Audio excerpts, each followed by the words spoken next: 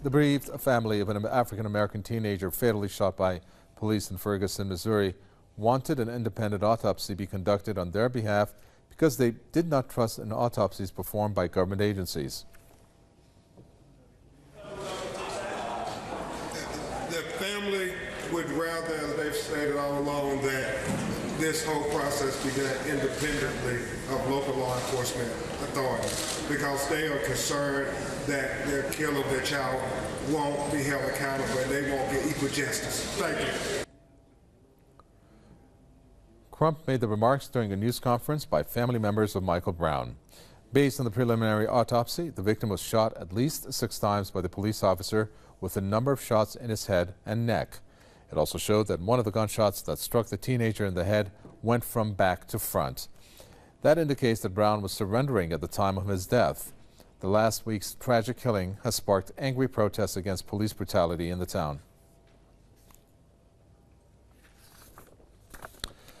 Let's talk about this with Caleb Mopan. He's a correspondent who joins us from New York. Perhaps he can shed more light into this. Caleb Mopan, this is probably not the first time, and it probably won't be the last time that an unfortunate incident like this is going to happen in the United States. Now, what makes this case different that it has gripped the states, and in particular the way that protests have come about in Missouri? Well, as you said, there have been many incidents like this in the United States in the recent period.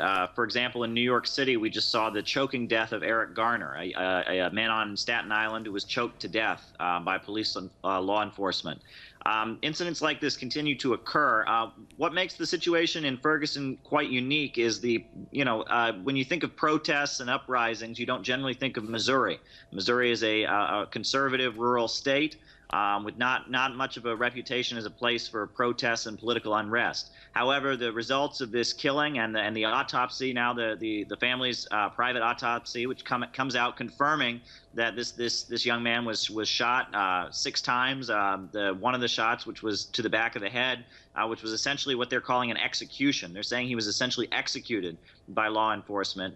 The response to that, the outrage that has really just boiled over, has created an intense political situation with people in the streets and mass protests. And people are comparing it to the Rodney King beating in Los Angeles in the 90s, when there were mass uprisings and rebellions in the streets in response to what the police did to Rodney King.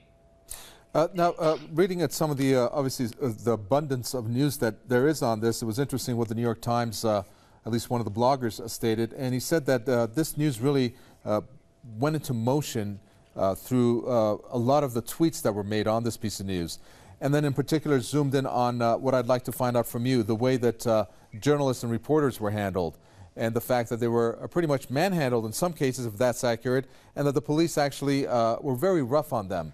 Why was the police, first of all, geared up the way they were? Second of all, for the, obviously, we understand the National Guard has been pulled into this picture. And then for the journalists to be targeted in the shape and form that they were. Well, reports are coming out. In Ferguson, there is a press center that is set up by the police department. And reporters who stay in that press center and report things the way the police want are being treated okay. However, if you actually want to cover the story and you actually want to go out into the streets where the action is happening and you actually want to speak to people, the result has been some brutality.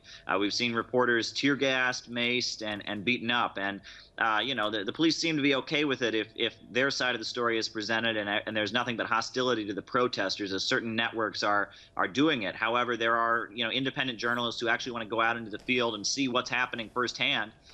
They're being treated very badly, roughed up and beaten up. And we're seeing incidents like this. It's really kind of frightening, the fact that the police are very much only going to tolerate one narrative of what's happening in Ferguson, and that's their narrative. And finally, before I let you go, Caleb, spillover, New York City, that's where you are. Do you sense any tensions because of this story and the way that people are handling themselves, the reactions to it? Oh, absolutely. There were huge marches here on Friday in support of the people in Ferguson. There was one yesterday, and later today at One Police Plaza, there's going to be a huge gathering.